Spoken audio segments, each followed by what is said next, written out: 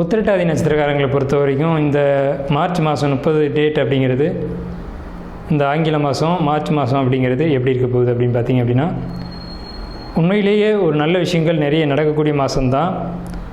திருமண முயற்சிகளில் கொஞ்சம் தடைகளும் தாமதங்களும் ஏற்படும். குழந்தை பாக்கியம் அப்படிங்கிறதுல ஒரு முயற்சிக்கு பின்னாடி வெற்றி உண்டு. மருத்துவம் நல்லபடியாக எடுத்துக்கணும். நியாயமான கோரிக்கைகள் நிறைவேறும்.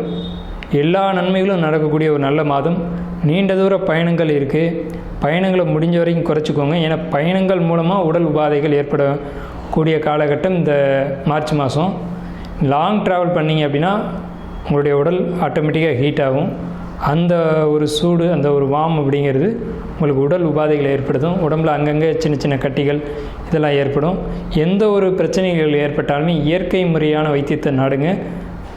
இயற்கை வைத்தியம் தான் உங்களுக்கு சிறப்பான ஒரு அமைப்பாக இருக்கும். உத்திரட்டாதி நட்சத்திரக்காரங்களுக்கு வெளியூர் அல்லது சிறு தூர பயணங்கள் நிச்சயமாக இருக்குது. பெரிய காரியங்களை ஈஸியாக ஜெயிக்கக்கூடிய ஒரு அமைப்பு இருக்குது.